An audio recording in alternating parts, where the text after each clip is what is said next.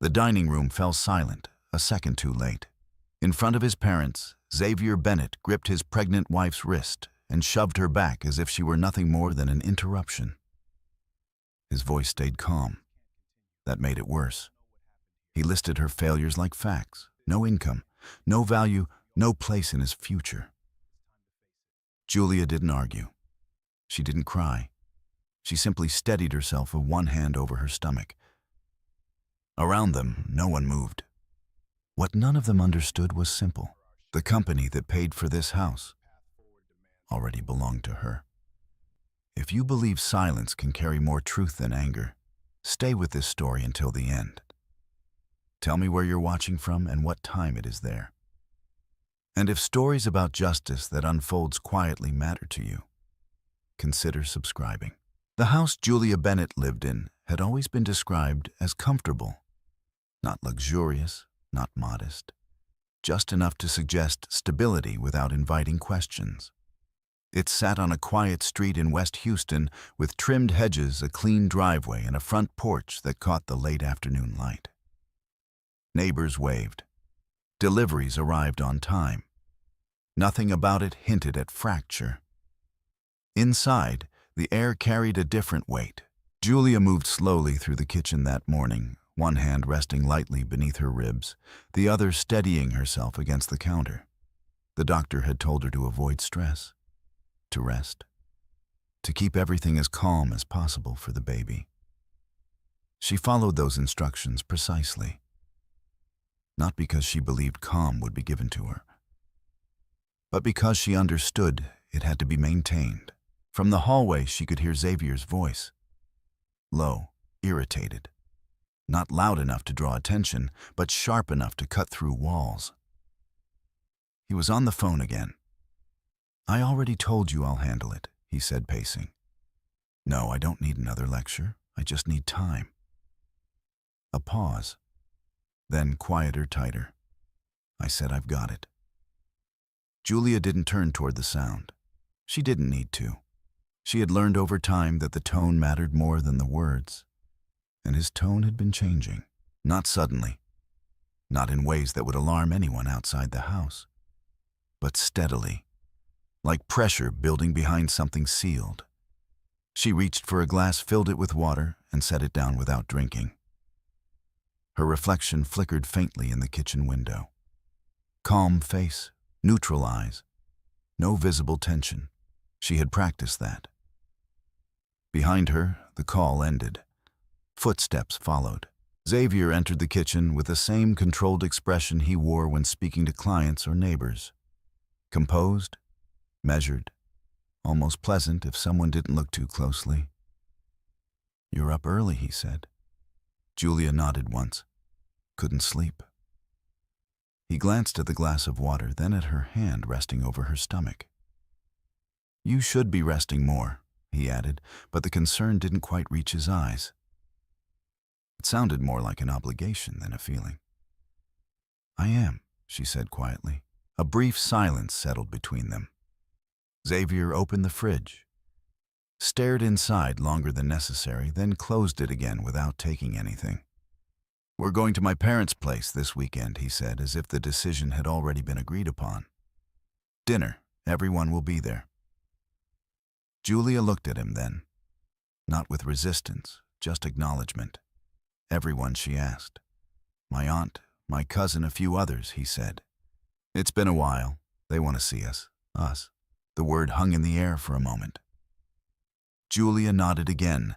"Okay." Xavier studied her face as if expecting something more. A complaint, a hesitation, anything that would justify the tension already building in his posture. But Julia gave him nothing. She turned back to the counter, picked up the glass, and finally took a small sip. That was when his expression shifted. Not dramatically, just enough. "You could try to be a little more engaged," he said. "It's not just about you anymore." Julia set the glass down carefully. "I didn't say it was," she replied. He exhaled through his nose, a quiet sound of irritation. "Sometimes it feels like you're not even present," he continued. "Like you're just waiting. She didn't respond, because in a way she was. Xavier shook his head slightly as if dismissing a thought he didn't want to fully form. "Just be ready by 6 on Saturday," he said. "I don't want to be late." Then he left the kitchen. The house returned to silence. Julia remained where she was for a few seconds longer, her hand still resting over her stomach. The baby hadn't moved much that morning. The doctor had said that could happen, that it didn't always mean something was wrong. Still, she noted it. She noted everything. On the dining table, her phone lay face down. When it lit up, the screen cast a soft glow across the wood. She walked over and picked it up. An email notification. Sender Margaret Collins. Julia didn't open it immediately. Instead, she turned the phone over in her hand once, as if measuring the weight of what it might contain. Then she unlocked it. The message was short, direct. Final confirmation received. Transfer complete.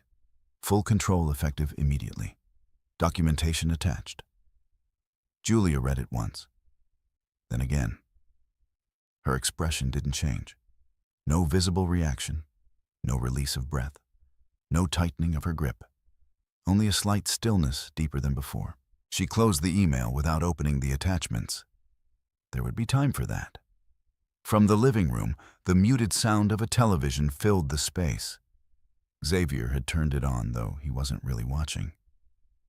The volume was low, just enough to occupy silence. Julia placed the phone back on the table. For a moment she stood there, looking at nothing in particular. Then she moved again. She rinsed the glass, wiped the counter, adjusted a chair that had been slightly out of place. Small, precise actions. Controlled. By mid-afternoon, the house looked exactly as it should, undisturbed. Later that evening, Xavier sat on the couch, scrolling through his phone, his posture relaxed in a way that suggested the earlier tension had passed. "Mom asked what you're bringing on Saturday," he said without looking up. Julia stood near the doorway, one hand resting lightly against the frame. "I can make something simple," she said. He glanced at her then. "Nothing too basic," he replied. "You know how they are." She nodded. "I know." He watched her for a second longer. There was something in his gaze that hadn't been there before. Not quite suspicion, not quite frustration, something closer to discomfort. As if her quiet had stopped being easy to ignore. "You've been different lately," he said. Julia met his eyes. "I'm pregnant," she said. A simple explanation, one that required no further questioning. Xavier leaned back again, but the ease didn't fully return to his posture. "Just don't make things awkward on Saturday," he added. "I don't want any tension." Julia didn't answer right away. Then softly, "There won't be." He nodded as if that settled it, but Julia had already turned away. Upstairs, the bedroom was dim, the curtains drawn just enough to let in the fading light. She sat on the edge of the bed and reached for her phone again. This time, she opened the attachments. Legal documents, signatures, dates, verification codes. Everything aligned, everything complete. Her name appeared where it needed to, not once, but repeatedly. Ownership, authority, control. Julia scrolled through each page slowly, not because she doubted it, but because she understood the importance of precision. Nothing in her life had ever been built on assumption, only confirmation. When she finished, she locked the phone and placed it beside her. Her hand returned to her stomach. For a long moment she said nothing, did nothing. Then quietly, almost imperceptibly, she nodded to herself.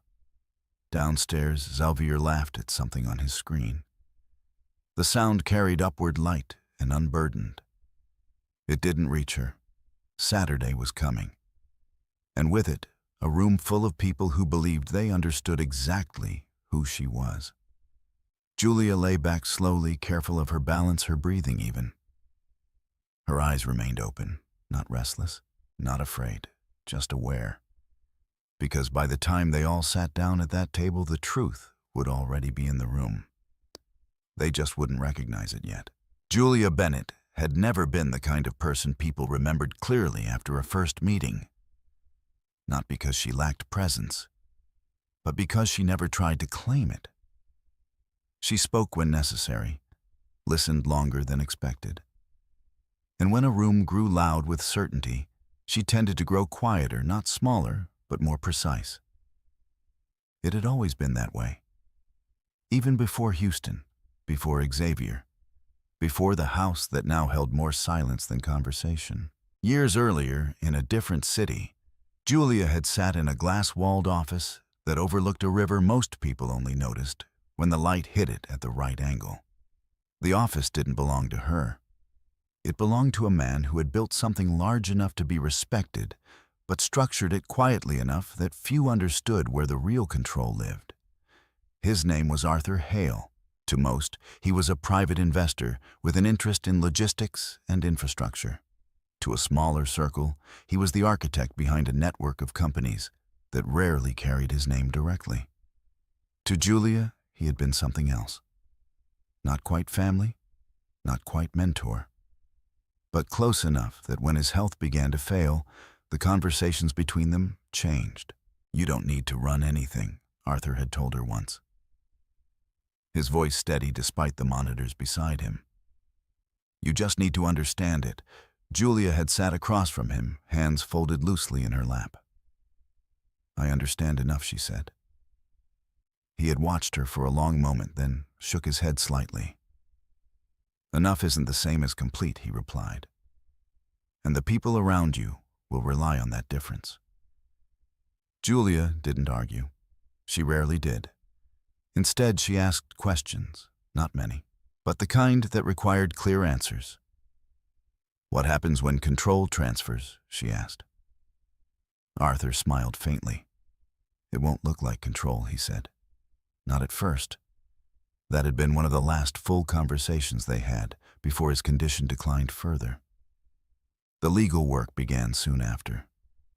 Trust structures, holding entities, layered ownership across multiple jurisdictions. Everything designed to ensure continuity without disruption. Julia didn't sign everything at once. She reviewed, line by line, clause by clause. She worked closely with Margaret Collins, a corporate attorney known less for public victories and more for making sure conflicts never reached a courtroom in the first place. Margaret had been direct from the beginning. "This isn't symbolic," she told Julia during one of their early meetings. "If you accept this, you're not inheriting an asset. You're inheriting responsibility." Julia nodded. "I understand." Margaret studied her for a moment. "Do you?" she asked. Julia met her gaze without hesitation. Yes, that had been enough. The process moved forward. When Arthur Hale passed, the announcement was brief, respectful, contained. There was no public reading of a will, no dramatic unveiling of beneficiaries, only a controlled release of information through legal channels that reached exactly the people it needed to reach. Inside those channels, Julia's name appeared, not as a figurehead, not as a placeholder, but as the primary beneficiary of a trust that held a controlling stake in Hale Infrastructure Group, a company that on paper looked like one of many regional logistics firms. In practice, it connected supply chains across multiple states. And among its long-standing employees were two names Julia recognized long before she met them in person. Harold Bennett, Diane Bennett. At the time, they were just entries in a report. Years of service, stable performance, no significant disciplinary history, reliable, predictable. The kind of employees a company depended on without ever fully seeing. Julia had noted their names once, then moved on. By the time she met Xavier, the legal transition had already begun, but was not yet complete. They met through mutual acquaintances at a small gathering, nothing formal, nothing strategic. Xavier had been confident, not in an obvious way, but in the way he occupied space, the way he spoke about his work, his plans, his expectations. He worked in sales at a mid-sized firm, ambitious, focused on moving up. He talked about stability like it was something you could build if you followed the right sequence of decisions. Julia had listened, asked a few questions, given little away.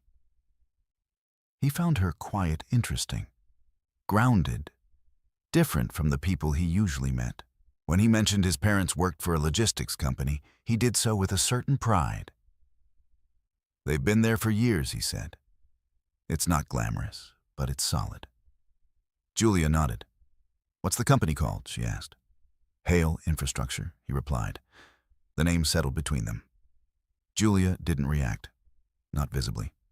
"Sounds stable," she said. "It is," Xavier answered. "People build entire careers there." Julia smiled faintly. "Yes," she said, "they do." Their relationship moved forward without complication, at least on the surface. Julia never introduced Xavier to Margaret, never mentioned the ongoing legal work.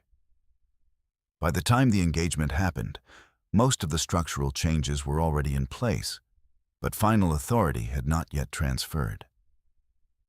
It was a matter of timing, verification, completion. Julia understood that. She also understood something else, that what people revealed when they believed they were secure was often more accurate than anything they said under pressure. So she waited. Not passively, but deliberately. She watched how Xavier spoke about success, about money, about people who had more than he did. At first, it was subtle. A comment here, a comparison there. Then gradually it became clearer. He didn't just want stability. He wanted recognition, position, proof that he had moved beyond where he started. Julia didn't judge him for that. She simply noted it. Back in the present, the bedroom in Houston felt smaller than the office Julia remembered. Not physically, but in the way it held fewer possibilities. She sat at the edge of the bed, the documents from Margaret still open on her phone. Each page confirmed what had been building for years: final signatures, board acknowledgments, transfer of voting rights. Effective immediately. Julia Bennett was now the controlling owner of Hale Infrastructure Group. Not in theory, in fact. She locked the screen and set the phone down beside her. For a moment, she let the silence settle. Then she leaned back slightly, one hand resting over her stomach. The baby shifted. A small movement, but enough. Julia closed her eyes briefly, not in relief, but in acknowledgement. Downstairs, she could hear Xavier moving through the house again, opening cabinets, closing drawers, the ordinary sounds of a life that still believed it was unchanged. He didn't know. Not about the company, not about the documents, not about the timing, and not about what that timing meant in relation to everything else that had already happened. Julia opened her eyes again. There were still steps to take. Not emotional ones, procedural ones. She would meet with Margaret again, review the next phase, coordinate with Victor Hale, the company's CFO, who had already begun preparing internal reports for the upcoming board review. Everything would move forward as it was designed to.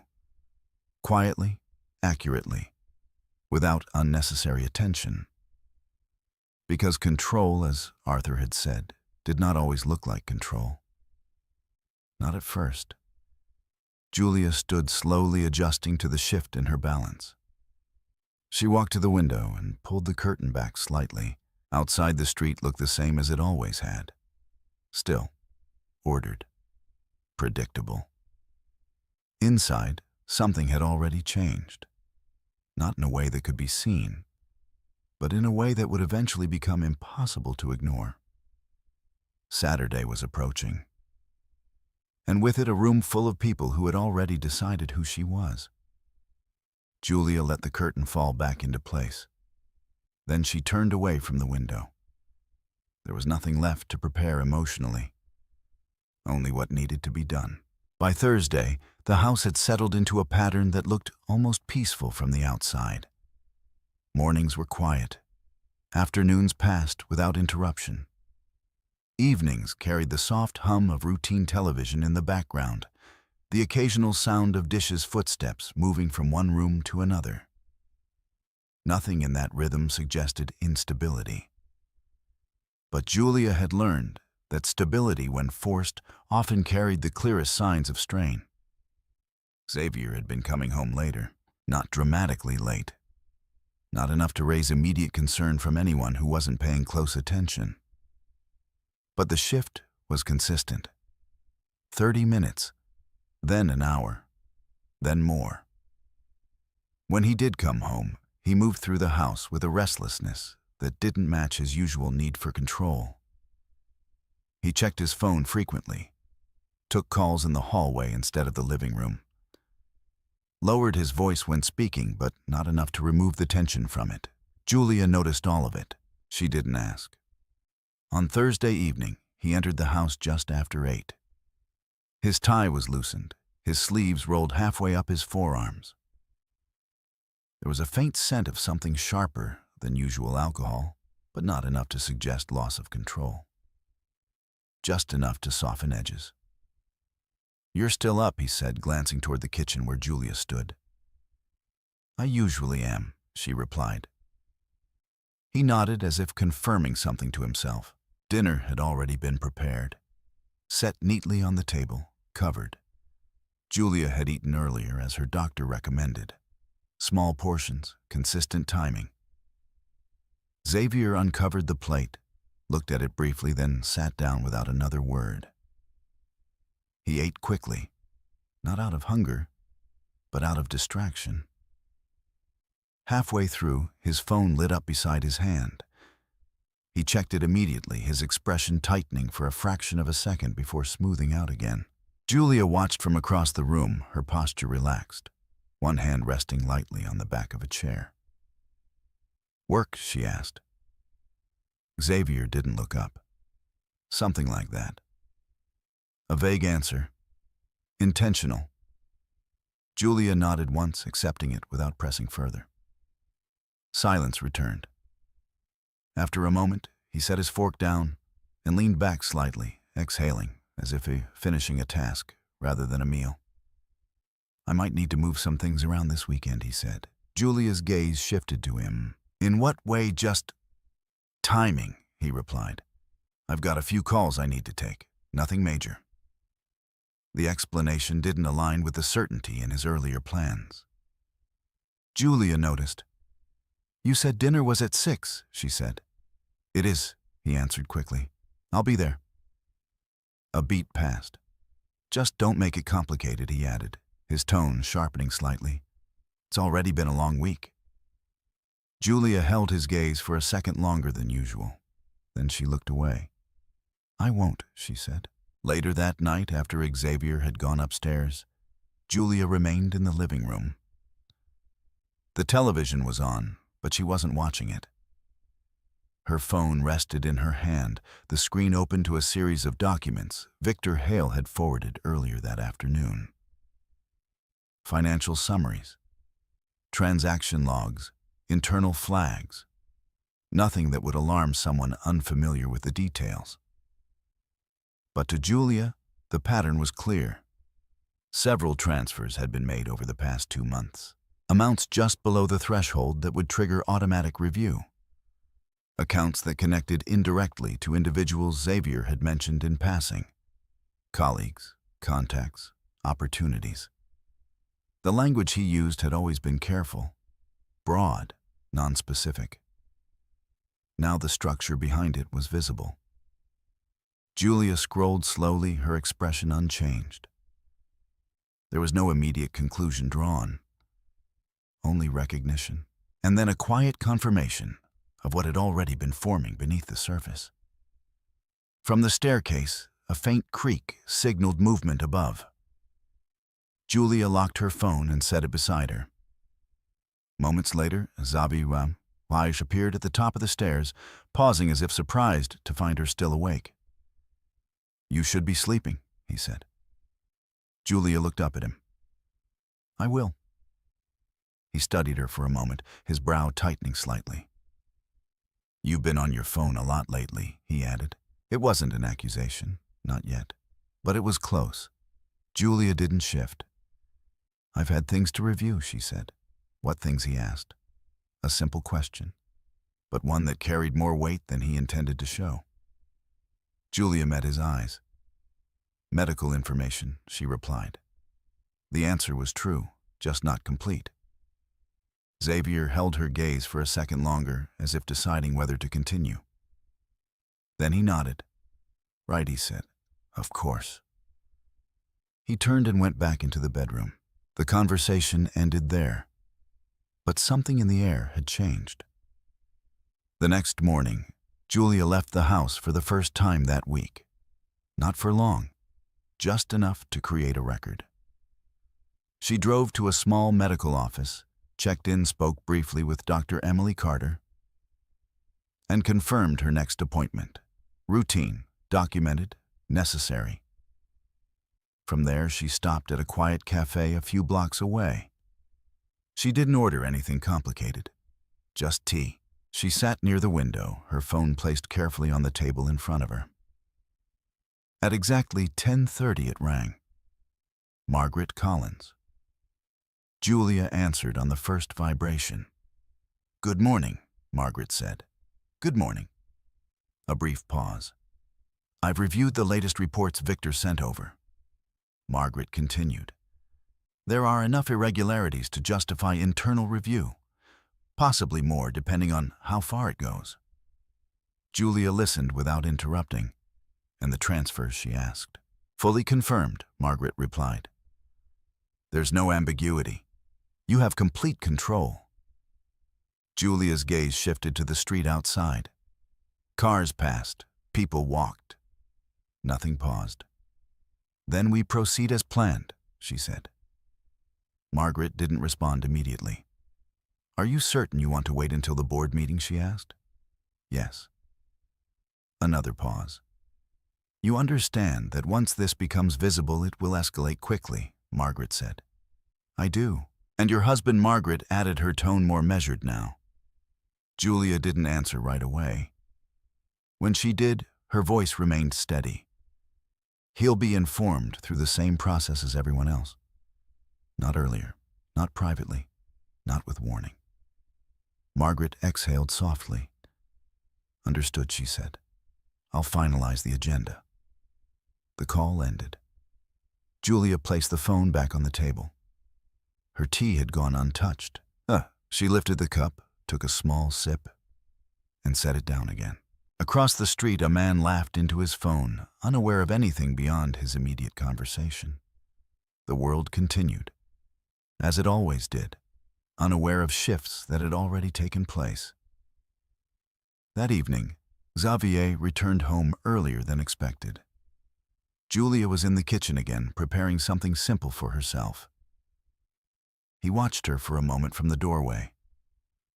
"You went out today," he said. It wasn't a question. "Yes." Where Julia turned slightly. "Doctor's office?" His expression tightened. "You didn't tell me." "I didn't think it was necessary," she replied. A flicker of something crossed his face. Not anger, not yet, but something closer to loss of control. "You should let me know these things," he said. Julia faced him fully now. "I will," she said. The answer was calm, measured, and just vague enough to offer no real promise. Xavier held her gaze, then slowly he nodded. "Saturday," he said, as if returning to safer ground. "Don't forget, I won't." He turned away, but the tension followed him. Julia remained where she was, one hand resting lightly on the counter, the other over her stomach. The house was quiet again. But beneath that quiet, everything had already begun to move. Not loudly, not visibly, but precisely. And by the time Saturday arrived, Nothing in that house would mean what it once did. Saturday arrived without ceremony. The morning light filtered through the curtains in thin, controlled lines stretching across the bedroom floor without warmth. Julia had been awake long before it appeared, not restless, not anxious, simply aware of time as it moved forward with quiet certainty. She sat at the edge of the bed, one hand resting lightly over her stomach, feeling the slow, steady rhythm beneath her palm. The baby had been moving more regularly since the previous evening. Small movements, consistent. She noted that too. Across the room, Xavier Ahadar adjusted his watch in the mirror. His movements were precise, deliberate, as if preparing for something more formal than a family dinner. "You should wear something decent," he said without turning. "Not too plain?" Julia looked at him. "I understand." He nodded, satisfied with the response. There was no further discussion. By late afternoon, the house was quiet again, but not in the same way it had been during the week. This quiet held anticipation. Julia stood in front of the mirror, smoothing the fabric of her dress. It was simple, light in color, structured enough to present well, but not designed to draw attention. Her hair was pulled back neatly. No excess jewelry, no unnecessary detail. Everything about her appearance was controlled, measured. She picked up her phone from the dresser and glanced at the screen. No new messages. Everything that needed to be in place already was. She set the phone down again and turned toward the door. The drive to Harold and Diane Bennett's house took just under 30 minutes. The streets were familiar, the turns predictable. Xavier drove in silence, one hand on the wheel, the other resting near the gear shift. His posture was composed, but the tension hadn't left him. It had only settled deeper. "You don't have to say much tonight," he said suddenly. "Just don't make it uncomfortable." Julia turned her head slightly toward him. "I won't," she replied. He nodded once, eyes still on the road. "That's all I'm asking." Julia didn't answer, because that wasn't all he was asking. It was just all he was willing to say out loud. Harold and Diane's house was larger than Julia's. Not excessively so, but enough to suggest a long accumulation of stability. The lights were already on when they arrived. Voices carried faintly through the front door before it opened. Diane greeted them first. "There you are," she said, her tone bright but measured. Her eyes moved quickly over Julia, pausing briefly at her stomach before returning to her face. "Come in." Julia stepped inside without hesitation. The house smelled like food that had been prepared carefully and for a long time. Multiple dishes, multiple hands involved. In the living room, several relatives had already gathered. Conversations paused briefly as Julia and Xavier entered, then resumed with a shift in tone. Acknowledgement, assessment. Julia greeted them politely. No more, no less. Harold stood near the dining table, speaking with someone Julia didn't recognize. When he noticed them, he gave a small nod. "You made it," he said. Xavier smiled. "Of course." Harold's gaze moved to Julia. "How are you feeling?" he asked. "Fine," she replied. He nodded again, but the question hadn't been about concern. It had been about confirmation, that she was still exactly where they expected her to be. As the evening settled, people moved toward the dining area. Plates were set, glasses filled, chairs pulled into place.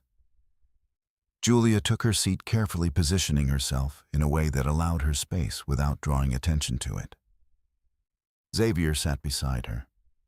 Diane moved around the table, adjusting placements, ensuring everything appeared coordinated. The conversation began lightly. Work updates, family news, small stories that required polite responses. Julia listened. She responded when necessary. Her voice remained even, controlled.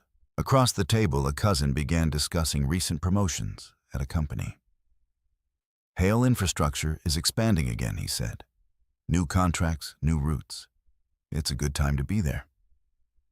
Harold nodded, a quiet pride settling into his expression. It's steady work, he said. Has been for years. Diane added, not everyone understands how valuable that kind of stability is. Her gaze shifted briefly toward Julia. The implication didn't need to be stated directly.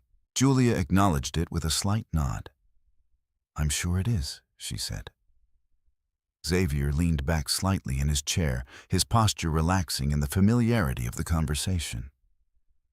That's why I've been looking into it more seriously, he said. There might be opportunities to move in that direction. Harold glanced at him. You'd need the right connections, he replied. Xavier smiled faintly. I have some. The table quieted for a moment, not enough to interrupt the flow, but enough to mark the shift. Julia remained still. Her hands rested lightly in her lap. She didn't look at Xavier. She didn't need to. Diane placed another dish at the center of the table. Well, she said, her tone lighter now. Some people earn their place. Others just arrive. A soft laugh followed from one end of the table. Not loud, but not subtle either. Julia lifted her glass and took a small sip of water.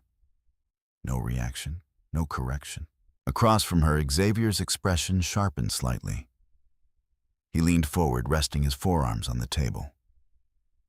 Speaking of that, he said, his voice calm, controlled. The conversations around them began to quiet. Not fully, but enough. There's something I think needs to be clear, he continued. Julia's gaze remained forward, her breathing steady. Julia hasn't exactly been contributing much lately, he said. And with everything coming up, that matters. The words were delivered without hesitation, as if they had been prepared, as if the moment had been chosen. Diane didn't interrupt. Harold didn't look away. No one at the table spoke. Julia placed her glass back down. Carefully. The sound was soft, precise. Xavier continued. I mean, let's be honest, he said. We're talking about real responsibilities now, real pressure. And I'm the one carrying it. A pause, then quieter. She's just here. The sentence settled into the room, not loudly, but completely. Julia's hand moved instinctively to her stomach. A small motion, almost imperceptible. She didn't look at him, didn't respond, didn't defend, because defense would have implied that the moment belonged to him. And it didn't. Not entirely. Across the table, someone shifted in their seat. Another person glanced down, but no one spoke. The silence returned, heavier now, more defined. And in that silence, something had already begun to fracture. Not visibly, not yet, but enough. Julia lifted her eyes slightly, not toward Xavier, not toward anyone in particular, just enough to take in the room, the faces, the expressions, the absence of intervention. She noted all of it, every detail, because what came next would not depend on memory. It would depend on precision. Xavier leaned back again, as if concluding something, as if the matter had been settled, as if his version of the moment was the only one that would remain. Julia said nothing, because she understood something he didn't, that a moment doesn't end when the words stop. It ends when the truth is allowed to surface. And that hadn't happened yet. Not fully, not completely, but it was coming, slowly, exactly as it needed to. For a few seconds after Xavier's last sentence, the room remained suspended in a silence so complete it seemed to press against the walls. No one corrected him. No one told him he had gone too far. Diane adjusted her napkin with deliberate care, as if the arrangement of folded linen required more attention than the woman sitting beside her son. Harold lowered his gaze to his plate. One of the cousins reached for a glass and then stopped halfway, suddenly aware that even a small sound would be heard too clearly. Julia sat still. Her hand remained over her stomach. Her face did not harden. It did not crumble either. She looked exactly as she had a moment earlier, composed, quiet, unreadable except for the deeper stillness that settled around her whenever something important had been confirmed. Across from her, Xavier mistook that stillness for surrender. He gave a short, humorless laugh, then leaned forward again, his voice softer now, almost intimate, which made the cruelty worse. "You don't even say anything," he said. "That's the problem. You just sit there like someone else will eventually come fix your life for you." A few eyes lifted then, not in protest, but in the uneasy curiosity of people who sensed that they were no longer watching an argument. They were watching a line being crossed. Julia turned her head toward him at last. Not quickly, not dramatically. She looked at him the way a person looks at a locked door after hearing the bolt slide into place on the other side. "I'm not asking anyone to fix anything," she said. Her tone was low and even, the first words she had offered him since he began. Xavier's jaw tightened. He had expected tears, perhaps, or apology, or embarrassment large enough to give the room relief by making the scene simple again. Husband, angry wife, emotional family, awkward dinner, ruined. Something ordinary in its ugliness. What he got instead was restraint. And restraint in front of witnesses has a way of exposing the person who has none. "You should be," he said, "because right now all you do is make everything heavier." Julia's fingers moved slightly against the fabric over her stomach. A protective gesture, small enough to miss if no one was looking carefully.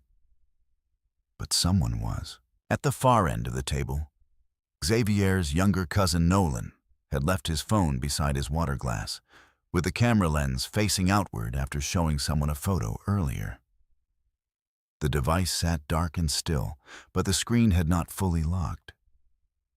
At some point in the last minute, perhaps from an accidental tap, perhaps from nervous instinct, it had begun recording. Nolan himself didn't realize it yet. Neither did anyone else.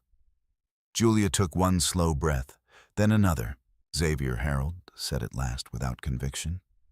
"That's enough." But it wasn't enough to stop him. It was only enough to prove that Harold knew exactly what he was seeing. Xavier pushed his chair back. The scrape of wood against the floor cut through the room. He stood too quickly, anger rising now that the performance had failed to produce submission. He looked down at Julia, who remained seated, and something in that imbalance seemed to sharpen his need to dominate the space. "You want to sit there and act calm," he said. "Fine. But don't pretend you're not living off me while I carry all of this." Diane murmured his name, but she did not stand. Julia began to shift, not away from him, only enough to rise carefully from her chair. That was when he caught her wrist. The movement happened fast enough to break the room's paralysis, but not fast enough to prevent what followed. His fingers closed around her arm just below the hand she had braced on the table. Not a theatrical gesture, not a wild swing. Something more controlled, more personal, more dangerous for precisely that reason. "Sit down," he said. Julia tried to pull back, not sharply. Her body was carrying too much weight, too much caution. She turned instinctively to protect her abdomen, and the chair behind her shifted at the wrong angle. Xavier jerked her arm once impatiently. The chair leg caught. Julia lost her balance. A sharp gasp tore through the room as her hip struck the edge of the chair and her body pitched sideways. She managed to twist enough to avoid falling directly onto her stomach, but the force sent her against the corner of the buffet table before she hit the floor on one knee. Her breath left her in a sound too thin to be called a cry. Her hand flew to her belly. For one suspended second, no one moved. Then chaos arrived all at once. Julia Nolan shouted, lurching out of his chair. Diane rose so suddenly her glass tipped over, water running across the tablecloth. Harold came around the table, his face drained of color. Someone in the doorway said, "Oh my God," in a voice that did not sound real. Julia remained on the floor, one knee bent beneath her, one hand gripping the edge of the buffet, the other pressed hard over her stomach. Her face had gone pale. Not dramatically, not fainting, just a terrible, unmistakable loss of color. "Don't touch me," she said when Xavier stepped toward her. The words were quiet. They stopped him anyway. He stared down at her as if he had not expected the scene to become visible in this way, as if the fall itself had betrayed him by existing. "I didn't," he began, then stopped. Because too many people had seen it, because half-finished lies collapse fastest in rooms with witnesses. Harold bent down, hands hovering uselessly. "Julia, are you hurt?" Julia did not answer him. She was concentrating on her breathing, on the pressure in her abdomen, on the sudden cold spreading through her limbs. Nolan had finally noticed his phone screen still lit, still capturing the room from the far end of the table. He snatched it up, eyes widening, but he didn't stop the recording. Not yet. Diane turned on Xavier then, not with moral clarity, but with fear. "What did you do?" she demanded. Xavier looked at her, then at Julia, then around the room, at the faces that would remember this night long after the food was cleared away. "I barely touched her," he said. Julia lifted her head. For the first time that evening, her eyes met his with something colder than hurt. "Call an ambulance," she said. No one argued after that. Nolan was already dialing. Harold moved toward the front door to wave the paramedics in when they arrived. Diane grabbed her purse with shaking hands, speaking too fast, offering blankets, water, useless things. Xavier stood in the center of the dining room as the scene reorganized around the consequences of his hand. Julia let Harold help her into a chair only after the call had been made. She sat carefully, every movement measured through pain. Then, while everyone else looked toward the door, toward the hallway, toward the emergency still on its way, Julia looked once at Nolan's phone. Long enough to know. Long enough to understand that the room had not been depending on memory after all. When the sirens finally sounded in the distance, Xavier's face changed. Not into remorse, into fear. Real fear. Because for the first time that night, he understood that what had happened would not stay inside the family. The sirens grew louder as they approached, cutting through the quiet suburban street with a clarity that left no room for denial. Inside the house, everything had slowed. Not because the situation had calmed, but because everyone had shifted into a waiting state, suspended between what had already happened and what would soon be recorded by people who had no reason to soften it. Julia sat upright in the chair Harold had brought her back straight despite the discomfort. One hand remained pressed over her stomach, not out of panic, but out of careful awareness.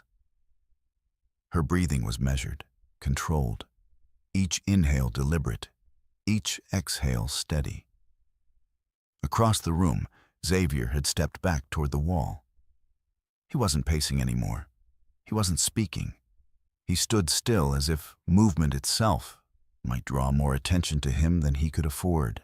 Diane hovered near Julia, asking questions that Julia did not answer. "Are you in pain? Can you feel the baby? Do you need water?" The questions came quickly without pause, as if filling silence could undo what had already been done. Julia did not respond to most of them. Not because she couldn't, but because she was prioritizing something else. Clarity. The front door opened before anyone reached for it. 2 paramedics entered, followed by a third carrying equipment. Their presence shifted the room immediately. Voices lowered. Movements became more precise. The emotional weight that had filled the space was replaced by procedure. "Who's the patient?" one of them asked. Julia lifted her eyes slightly. "I am." They approached her, carefully assessing without assumption. "What happened?" the second paramedic asked. A brief pause. Julia did not look at Xavier. "I lost my balance," she said. The answer was simple. Incomplete, but not incorrect. The paramedic nodded, already moving through a checklist. "Are you pregnant?" "Yes." "How far along 26 weeks?" The exchange remained clinical, measured. No one interrupted. Even Xavier stayed silent, because in that moment the version of events being spoken aloud was not his to control. They helped Julia to her feet, slowly supporting her weight without rushing her movements. She did not resist. She adjusted, followed, allowed herself to be guided toward the door. As she passed the dining table, her gaze flicked once toward Nolan. His phone was now in his hand, the screen dark, but his expression had changed. He understood, not fully, but enough. Outside, the ambulance lights washed the front of the house in red and white. Neighbors had begun to notice. Curtains shifted. Doors opened slightly. Visibility had arrived. Julia stepped into it without hesitation. The ride to the hospital was quiet, not empty, just controlled. The paramedic seated beside her monitored her vitals, asking occasional questions, noting her responses. Another adjusted equipment near her feet. The third communicated with the hospital ahead. Julia answered when needed. Briefly, clearly, her hand remained over her stomach. At one point, the paramedic looked up from the monitor. "Any pain?" a little Julia replied. "Sharp or dull, consistent." He nodded, marking it down. "We'll have OB ready when we arrive," he said. Julia closed her eyes for a moment. Not to rest, just to focus. At the hospital, everything moved quickly. Doors opened. Instructions were exchanged. A nurse took over, guiding the stretcher down a bright corridor that seemed too clean for what it was about to hold. "Julia Bennett?" a voice asked. Julia opened her eyes. Dr. Emily Carter stood at the foot of the bed, already in motion. "I'm here," Julia said. Dr. Carter nodded once. "We're going to take a look, all right. Just stay with me." Julia did. The examination was thorough, careful, focused entirely on the baby first, then on Julia. Monitors were attached, ultrasound prepared. A nurse recorded details while another adjusted the bed. The room filled with quiet efficiency. No one raised their voice. No one asked unnecessary questions. After several minutes that felt longer than they were, Dr. Carter exhaled. "The baby's heartbeat is steady," she said. The words settled into the room. Not as relief, but as stability. "We'll need to monitor you for a few hours," she continued. "There's been some trauma. I don't want to take any chances." Julia nodded. "I understand." Dr. Carter studied her face. "What happened?" she asked, softer now. Julia held her gaze. "I fell," she said. Dr. Carter didn't respond immediately. She had seen enough cases to recognize the difference between an accident and something else. But she also understood something more important, that the patient would decide when the full truth entered the record. "All right," she said. "We'll focus on you for now." Xavier arrived 20 minutes later. He didn't come in immediately. He stood just outside the room, speaking to someone at the nurse's station. His voice low, controlled, urgent in a way that tried to sound calm. When he finally entered, his posture had returned to something resembling composure. He approached the bed slowly. Julia turned her head slightly to look at him. For a moment, neither of them spoke. Then he leaned closer. "I didn't mean for that to happen," he said. The words were quiet, measured, carefully chosen. Julia watched him. Her expression did not change. "I know," she said. It was not forgiveness. It was acknowledgement. Xavier Warr exhaled, as if that response gave him something to stand on. He began, then stopped. It got out of hand. Julia shifted slightly against the pillow. Her hand remained where it had been since the fall. Did it? She asked. The question was soft, but it held.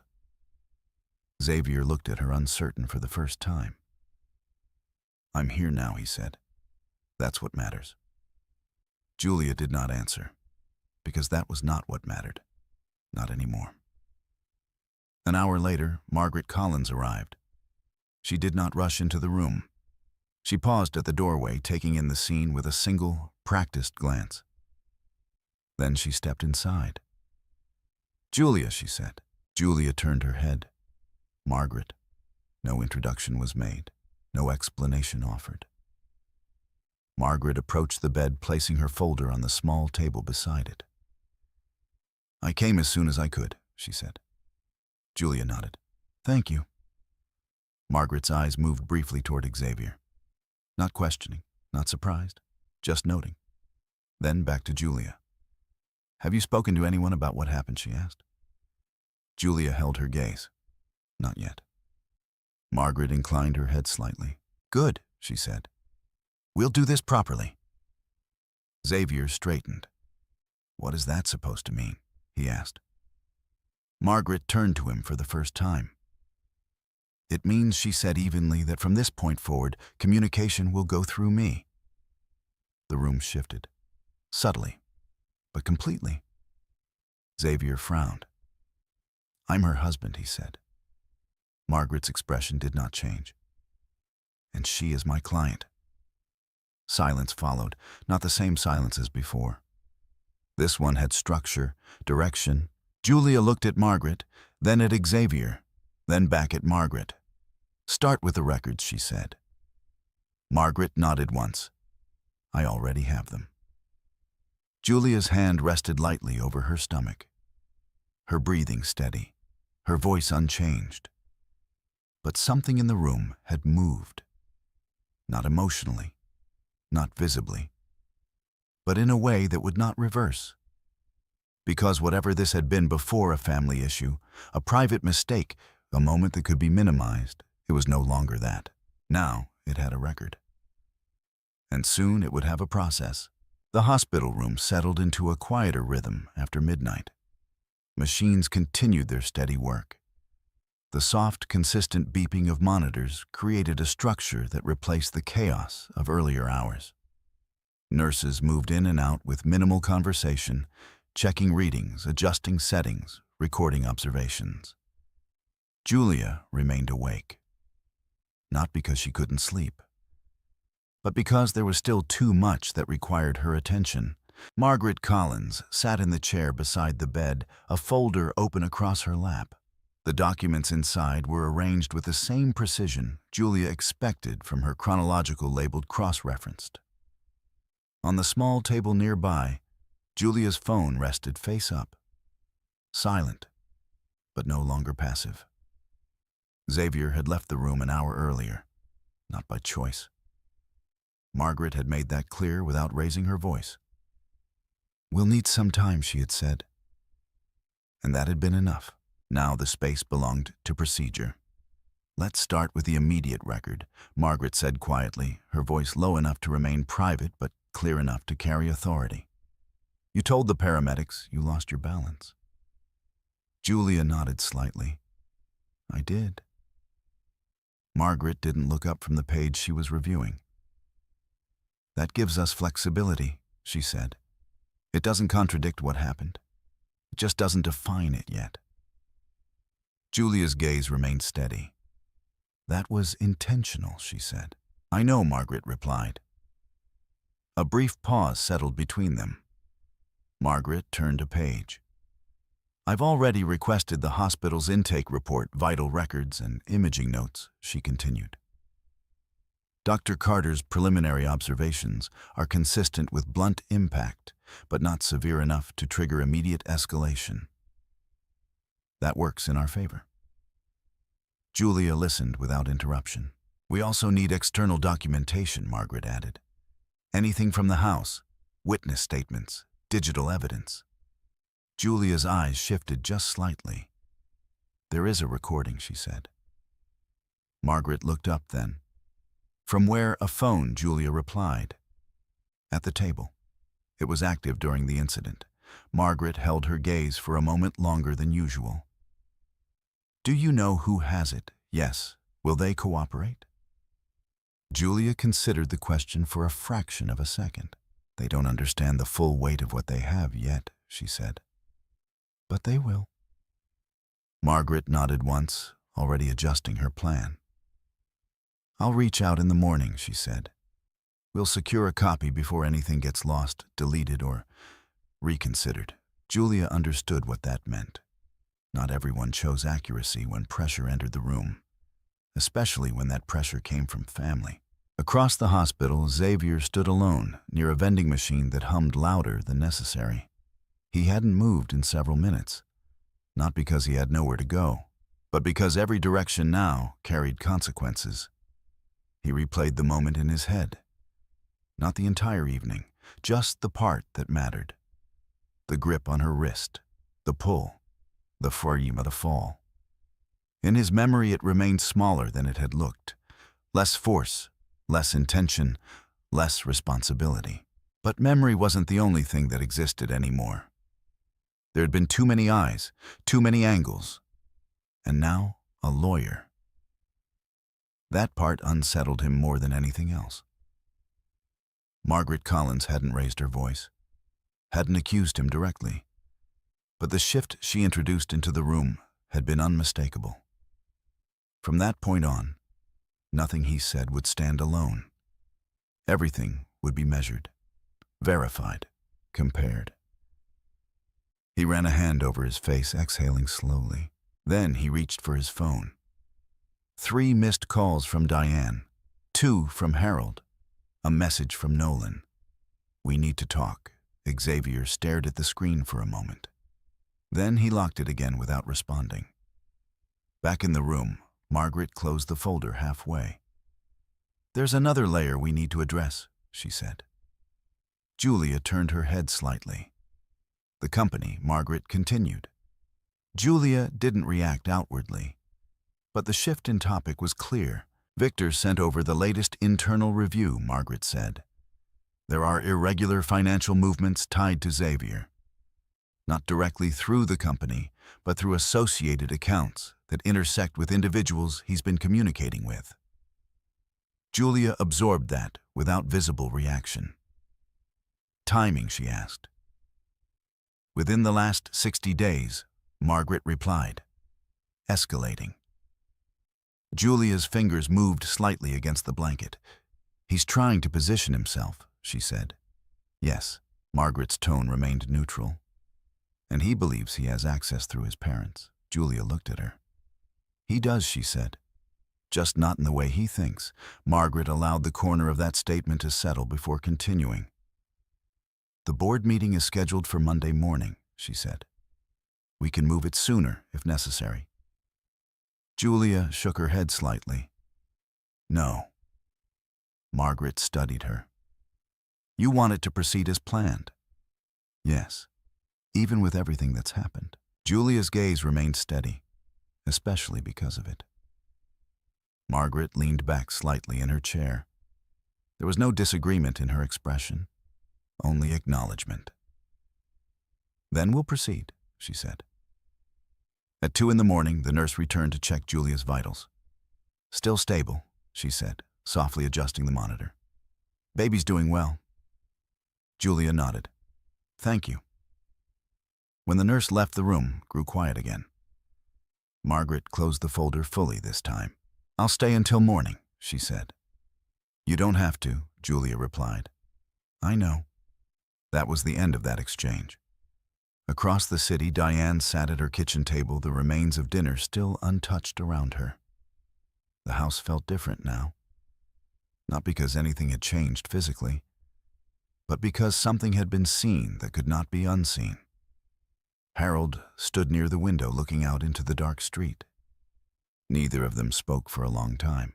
Finally, Diane broke the silence. He said it was an accident. Harold didn't turn. I know what he said. Another pause. He wouldn't. She began, then stopped. Because the rest of the sentence required certainty she no longer had. Harold exhaled slowly. There were too many people there, he said. Too many people who saw it.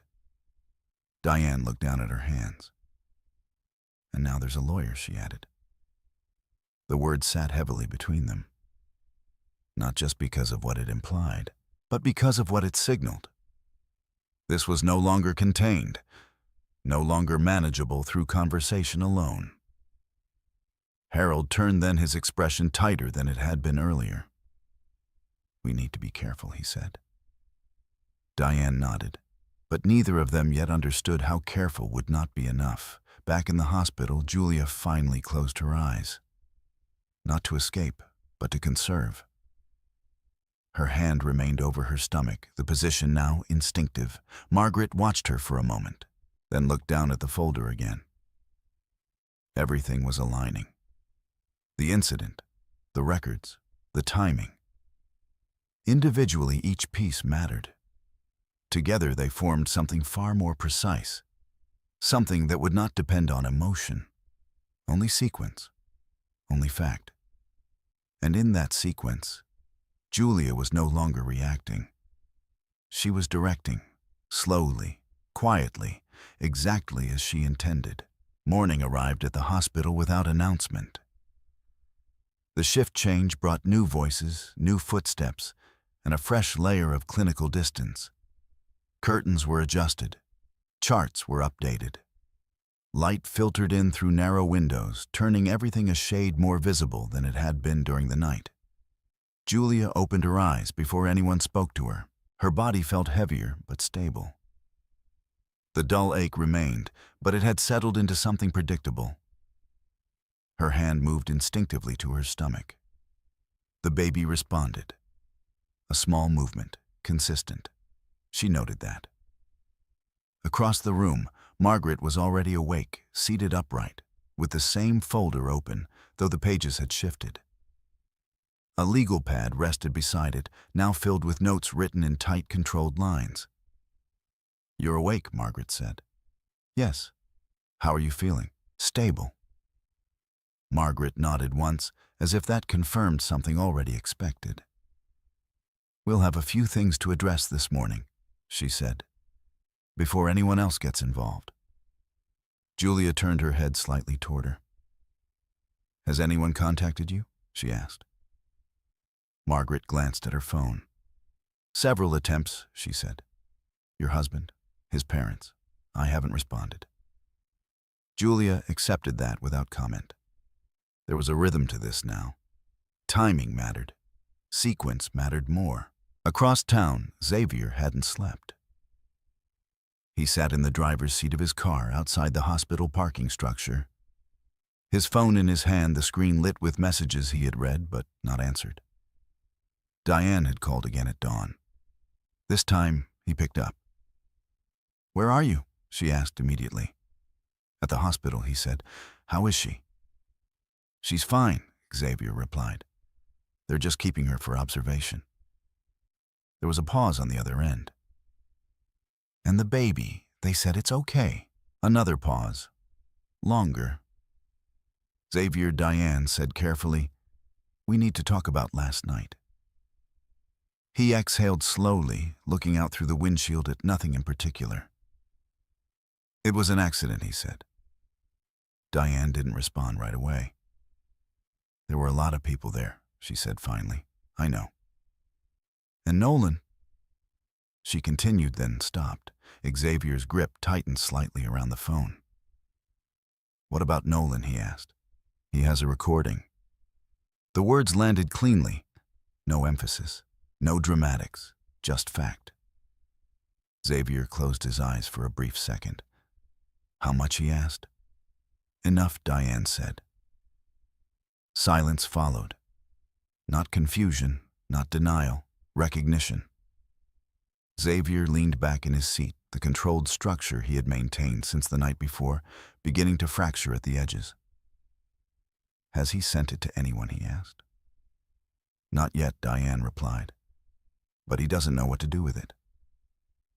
Xavier let out a slow breath. "I'll handle it," he said, the same words he had used before. But this time, they carried less certainty. Diane heard that. Xavier, she said, her tone shifting slightly. This isn't something you can just... I said, I'll handle it. He ended the call before she could finish. For a moment he sat there, the phone still in his hand. Then he unlocked it again and opened his messages. Nolan's text remained at the top. "We need to talk." Xavier stared at it, then typed, "Delete it. It's not what it looks like." He hesitated, then sent it. Back in the hospital, Julia had been moved to a more private room. Not for comfort, for discretion. Margaret stood near the window, speaking quietly into her phone. "Yes," she said. "I'll need a copy preserved exactly as it is. No edits, no compression. Original file only." A pause. "I understand," she continued. "But make it clear that once this becomes part of a legal record, any attempt to alter or withhold it will carry consequences." She ended the call and turned back toward Julia. "That was Nolan," she said. "He still has the recording." Julia's expression remained unchanged. "Will he cooperate?" Margaret considered the question. "He's unsure," she said, "which means he's still thinking for himself." "That's useful." Julia nodded slightly. "What about Xavier?" she asked. Margaret picked up her phone again, scrolling briefly. "He's already contacted him," she said. "Asked him to delete it." Julia absorbed that. "Expected," she said. Margaret studied her for a moment.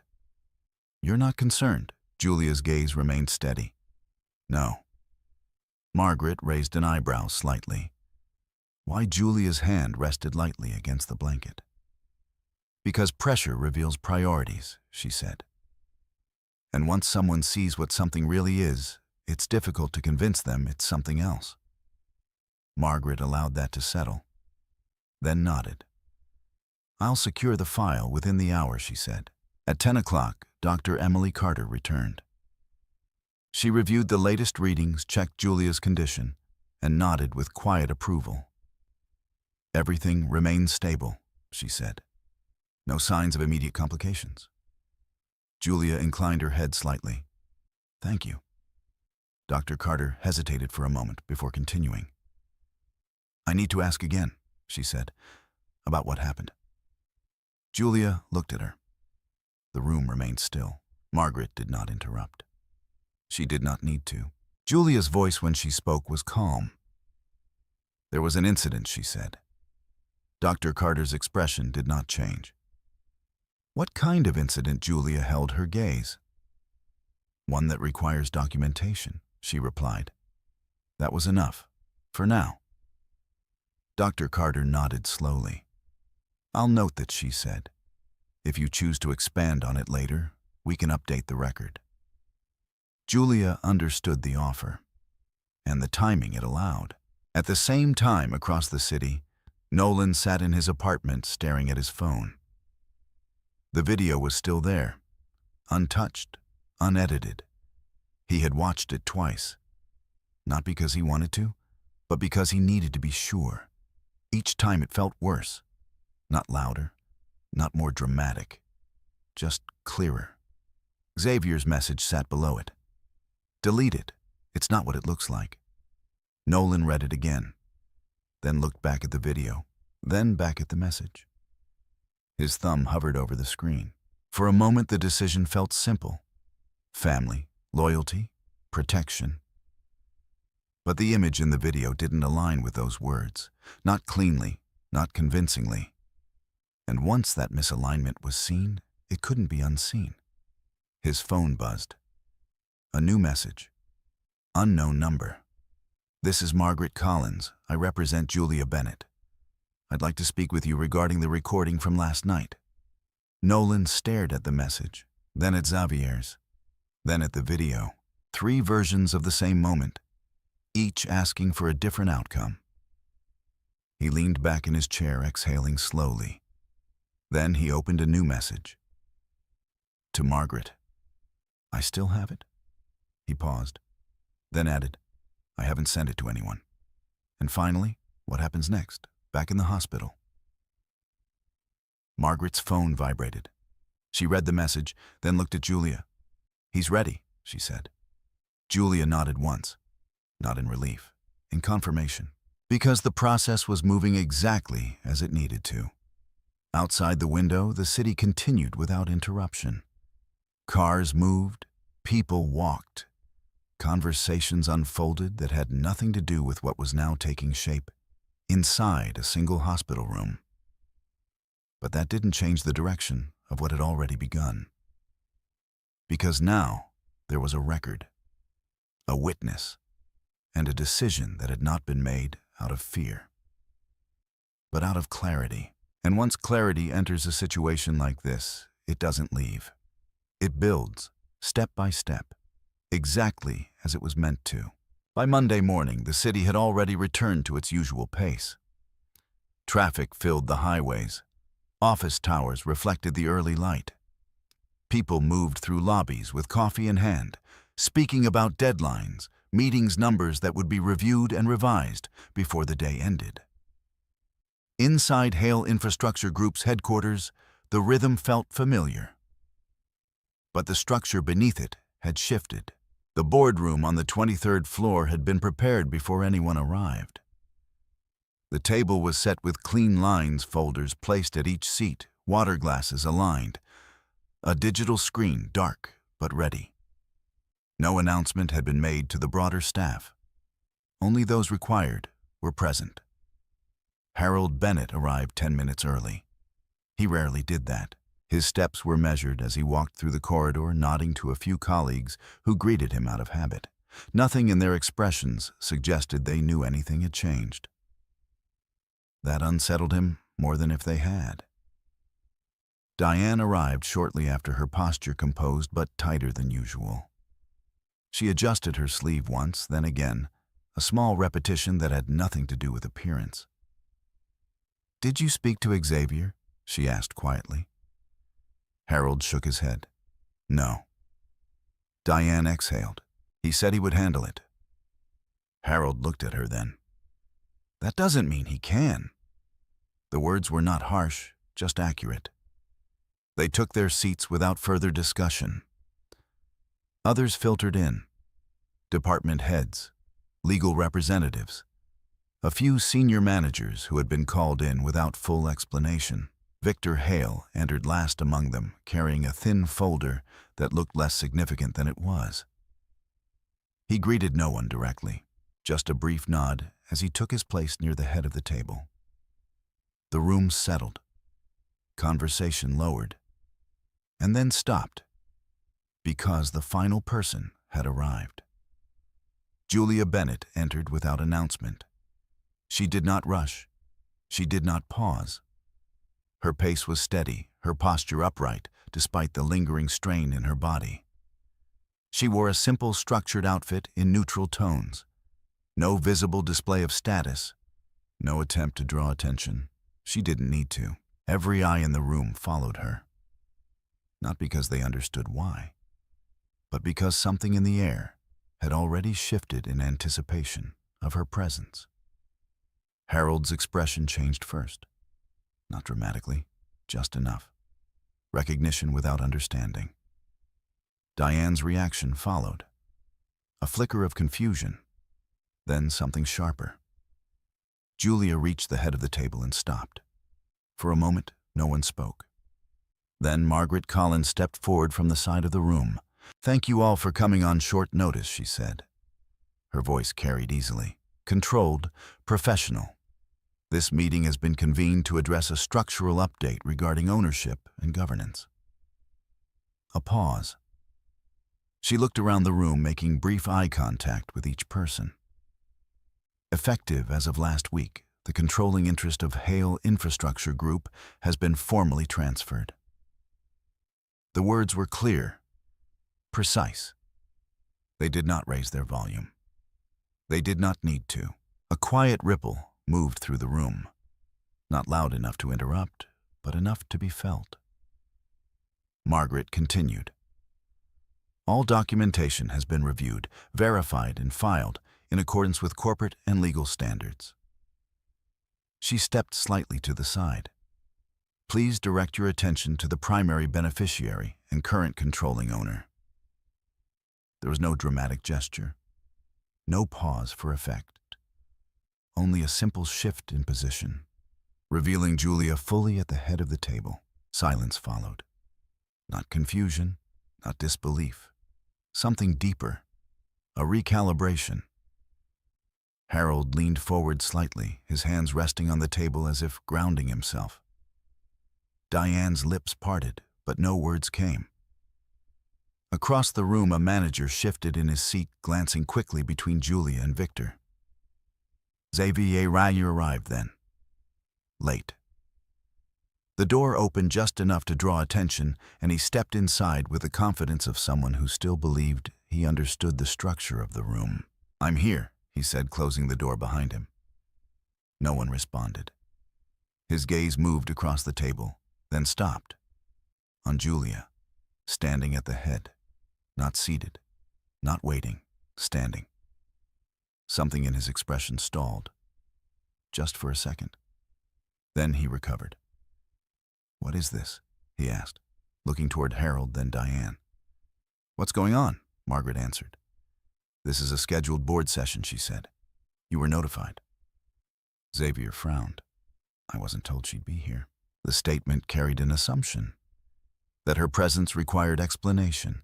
Julia did not respond. Margaret did. "She doesn't require an invitation," she said evenly. The room held still. Xavier looked back at Julia, now more carefully, as if trying to place something that had been in front of him all along, but never fully seen. "What is this?" he repeated. Julia met his gaze.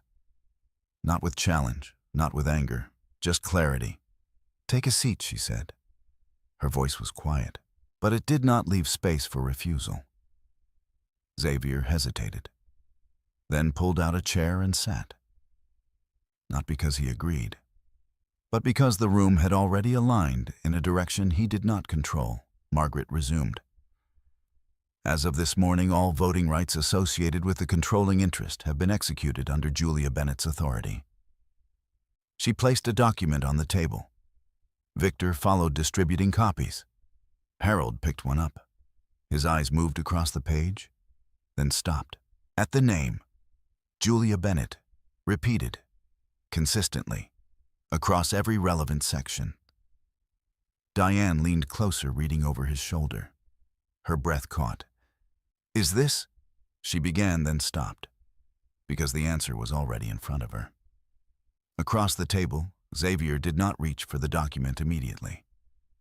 He was still looking at Julia, as if the paper could wait, as if understanding her would somehow change what it said.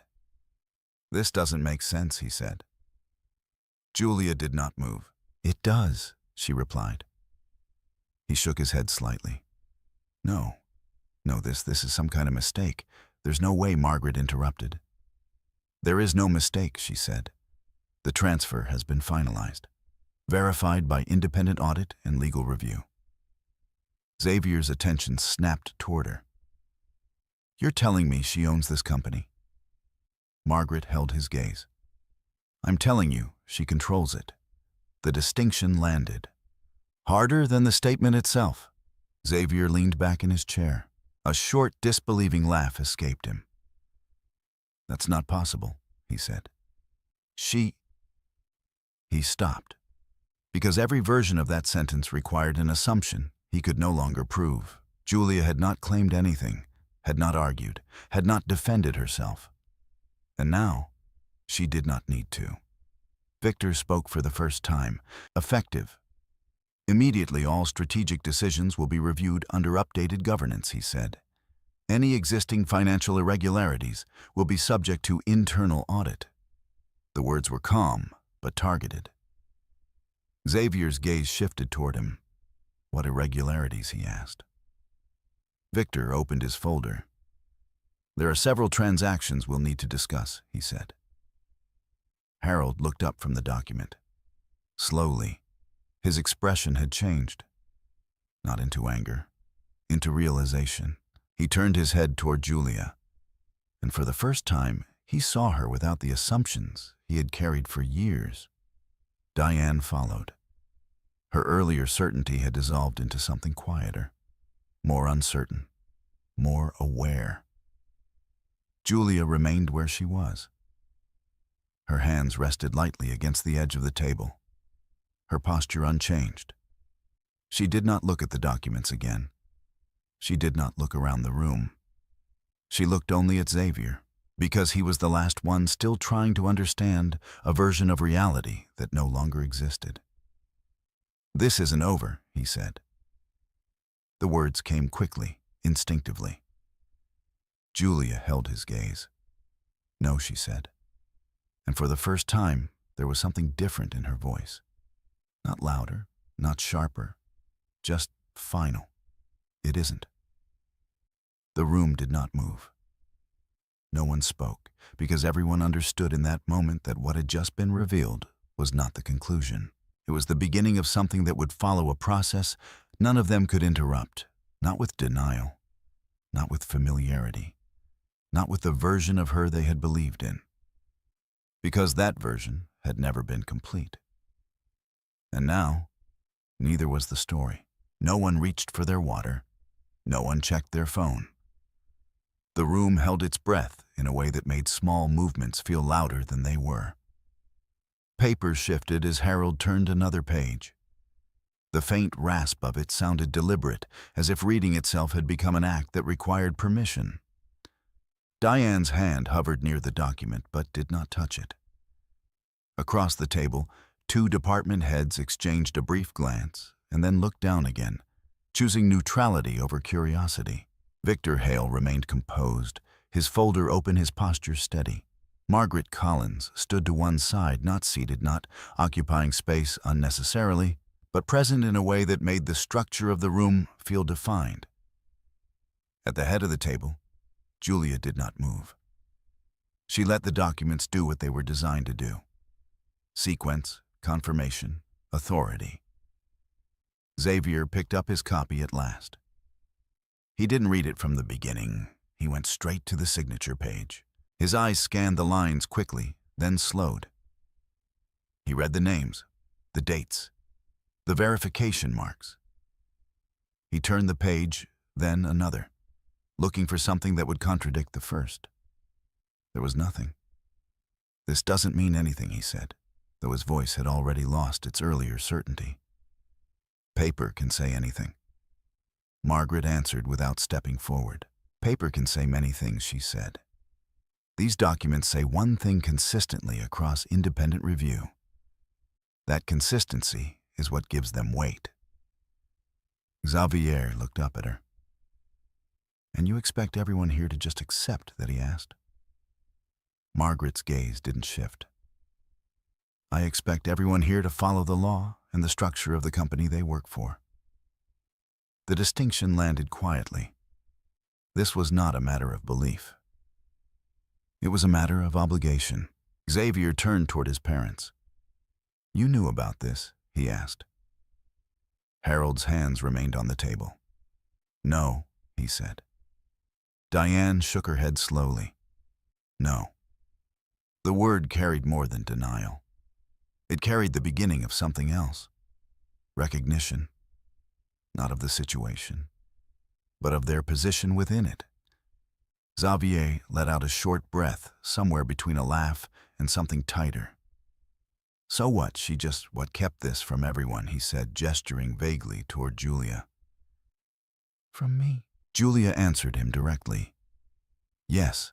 No elaboration, no defense. The room shifted again, because the admission did not weaken her position. It clarified it. Xavier stared at her. "For how long?" he asked. Julia held his gaze. "Long enough?"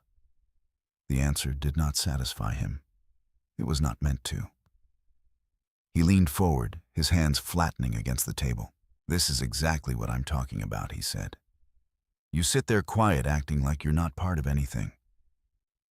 And then suddenly this, you expect that to just make sense." Julia did not raise her voice. "I didn't ask you to understand it," she said. "I asked you to take a seat. A few people at the table shifted almost imperceptibly, not in reaction to the words themselves, but to the control behind them. Margaret stepped in before the moment escalated. "Let's proceed," she said. "There are additional matters to review." Victor nodded once and turned a page in his folder. Over the past 60 days, he began there have been a series of financial movements that require clarification. He slid a document across the table. Not toward Julia, toward Xavier. Xavier looked down at it but did not pick it up. "What is that?" he asked. "Transaction logs," Victor replied. "Accounts associated with your name or accessed through your credentials." Xavier's jaw tightened. "I don't work here," he said. "No," Victor agreed. "But your access points intersect with individuals who do." The phrasing was precise, deliberate. Xavier reached for the paper at last. He scanned the first few lines, then stopped. "These aren't illegal," he said quickly. "They're just transfers." "Some of them are," Victor replied. "Others require explanation." Harold leaned closer, reading over Xavier's shoulder now. His expression shifted again, from confusion to concern.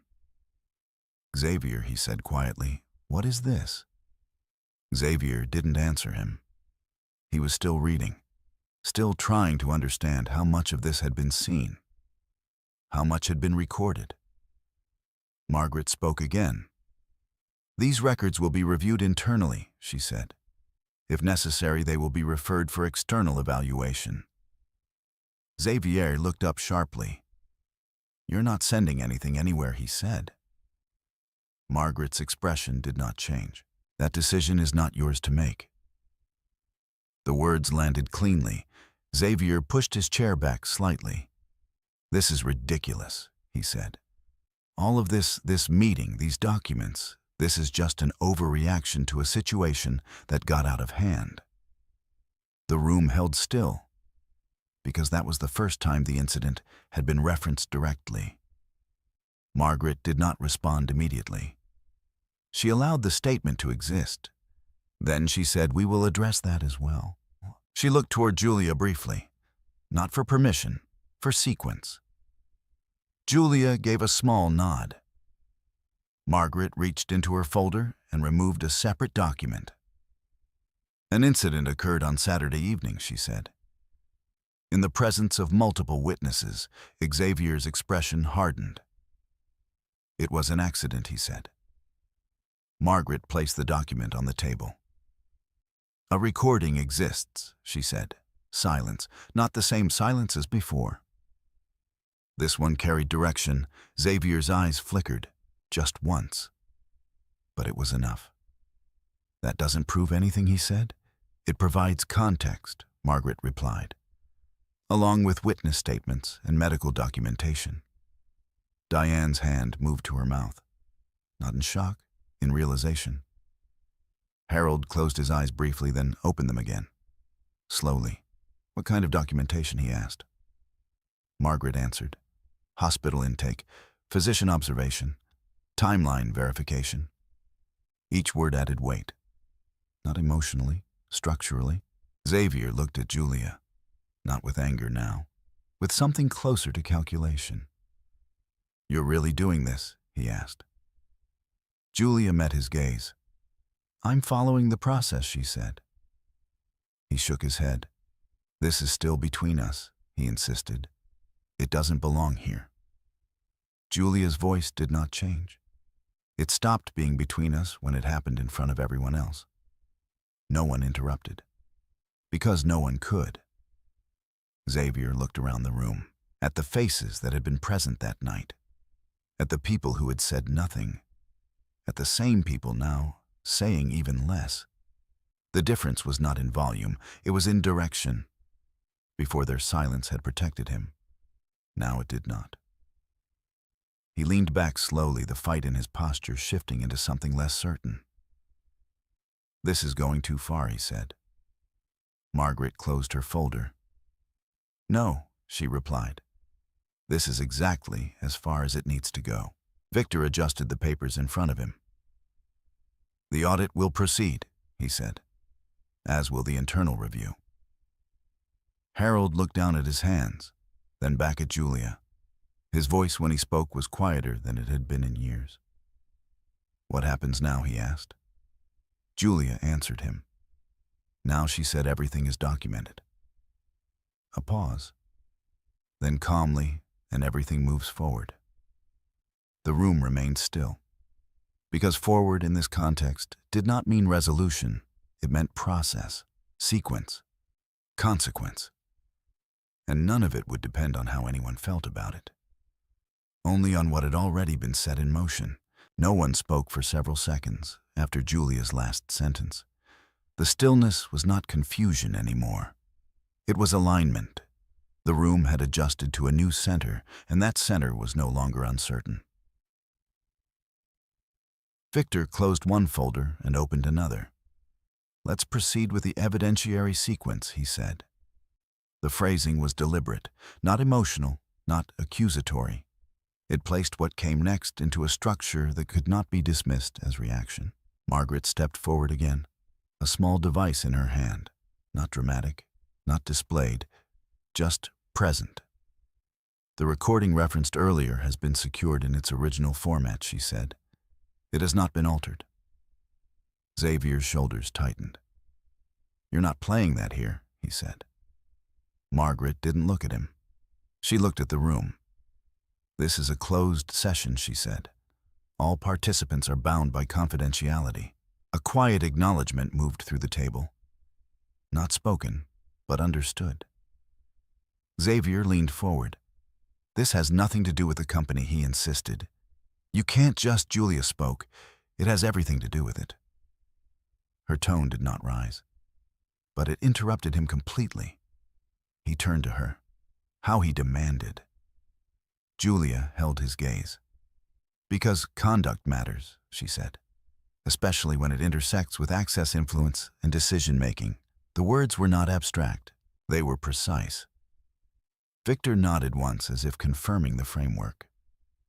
Margaret continued. "We will not play the full recording," she said, "only the relevant segment." Xavier exhaled sharply, but he did not speak again. Because something in the room had shifted beyond argument. Margaret set the device on the table and pressed play. The audio was clear, not perfect, but clear enough. Voices carried, chairs moving, the tone of the room before the moment. Then Xavier's voice, measured at first, then sharper, then unmistakable. No one needed to interpret it. The words were exactly as they had been spoken. Julia remained still, her hands resting lightly against the edge of the table, her face unchanged. She did not look around to see reactions. She did not need to. The audio continued. The shift, the movement, the sound of the chair, the impact, a breath leaving the body, a voice Julia's quiet controlled saying 3 words. "Don't touch me." Margaret stopped the recording. Silence followed. Not the kind that waits for someone to speak, the kind that recognizes something has already been said in full. Diane's eyes were fixed on the table. Her hand trembled slightly, then stilled. Harold sat back slowly, his posture no longer rigid, but weighted. Across the room, one of the managers adjusted his glasses, not because they had moved, but because he needed something to do with his hands. Victor closed the folder in front of him. "The recording aligns with the written statements," he said, "and with the medical timeline." Xavier's voice, when it came, was lower. "That doesn't prove intent," Margaret responded. "It establishes conduct." He shook his head. "It was one moment," he said. "You're building an entire case out of one moment." Julia looked at him. "It wasn't one moment," she said. He held her gaze. "What are you talking about?" Julia did not look away. "It was a pattern," she replied. A pause. Then calmly, this was just the first time it happened in front of witnesses. The words settled into the room with a different kind of weight, not louder, but deeper. Because they extended the frame. Margaret reached into her folder again. In addition to the recording, she said we have documentation of prior communications. She placed a printed page on the table. Not toward Xavier, toward the center. Messages, she continued. Statements, behavioral indicators. Xavier looked at the page, but did not reach for it. This is private, he said. You can't just bring that in here. Margaret's expression remained neutral. It becomes relevant when it intersects with documented conduct, she said. Victor added, and when it raises questions about judgment. The structure was clear now. Not emotional, not reactive, layered. Xavier leaned back, his earlier resistance shifting into something less defined. You're trying to push me out, he said. No one answered immediately. Because the statement, while defensive, was not entirely disconnected from what was happening. Julia spoke. You placed yourself here, she said. He frowned. I'm not even part of this company. Julia's gaze did not move. You intended to be. The words were quiet, but they landed.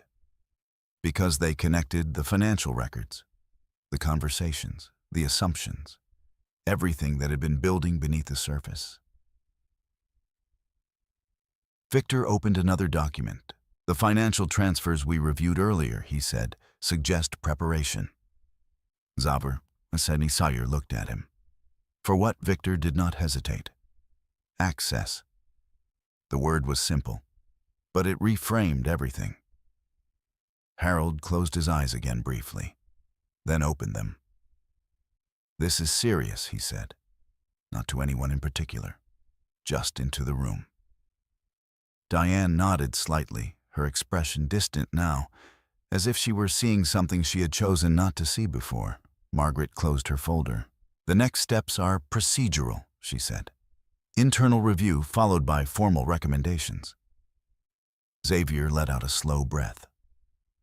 You're going to ruin everything over this, he said. Julia looked at him. No, she said. A pause. Then with the same calm, I'm going to clarify it. The distinction held, because ruin implied destruction. Clarification implied exposure. And exposure did not create what was seen. It revealed it. The room remained quiet, not uncertain, not divided, aligned, because every piece had now been placed in sequence. The recording, the records, the statements, the timing. Nothing had been exaggerated. Nothing had been rushed. Everything had been allowed to settle into its proper position, as Victor gathered the documents in front of him.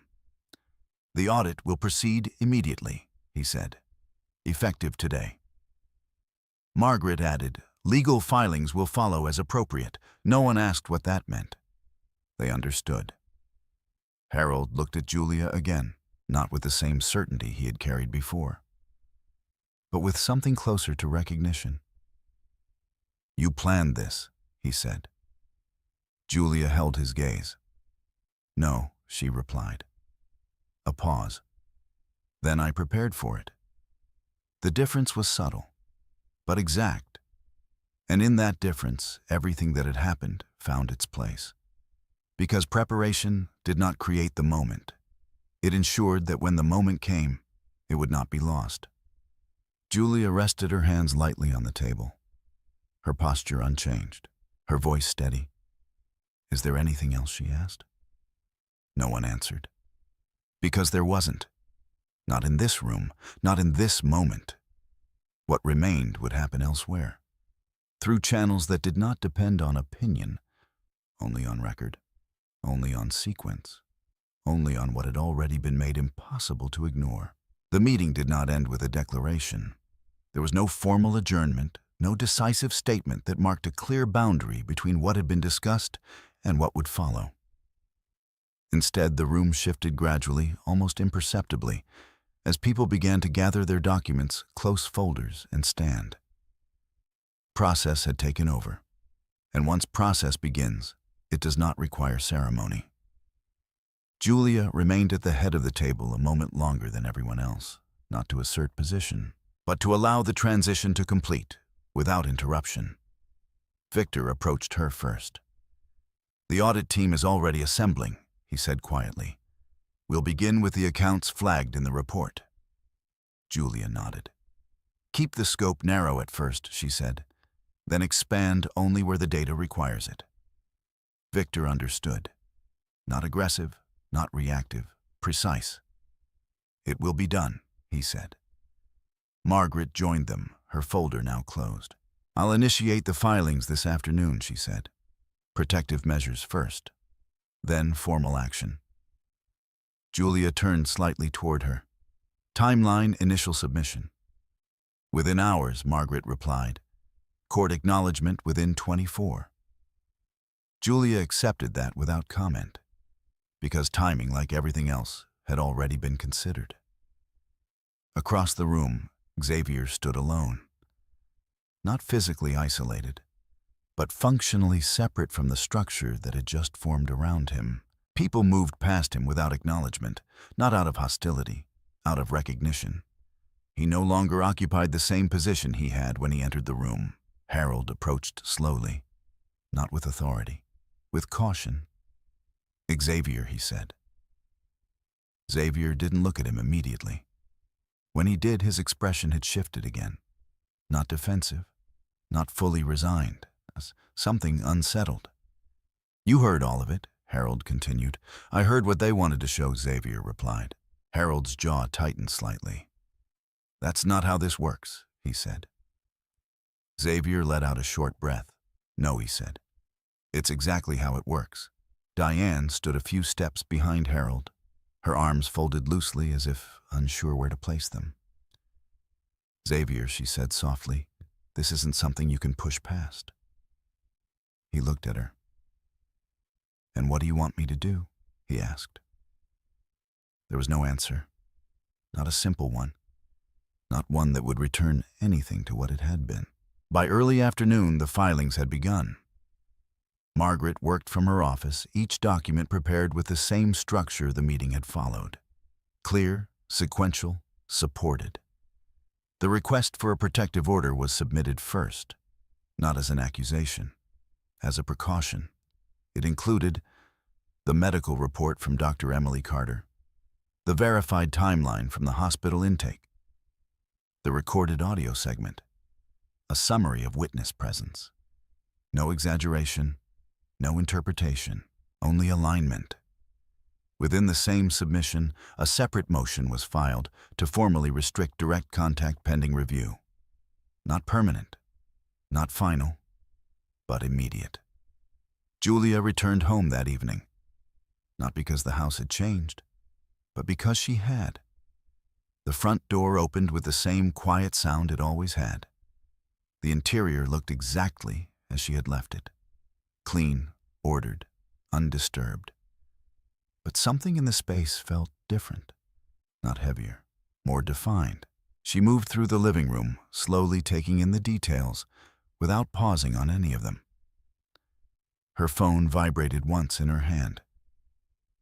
"Margaret, filed," she said. Julia nodded, though Margaret couldn't see it. "Understood. There will be a response," Margaret added. "There always is." Julia stepped into the kitchen. "I'm aware." A brief pause. "Do you want to stay somewhere else tonight?" Margaret asked. Julia considered the question, then no. Not out of attachment, not out of clarity. "I'll check in again later," Margaret said. The call ended. Julia placed her phone on the counter. For a moment, she stood still. Then she reached for a glass, filled it with water, and took a slow sip. The same action, the same motion, but not the same context. Across town, Xavier sat in a smaller room. Not an office, not yet a formal legal space, but close.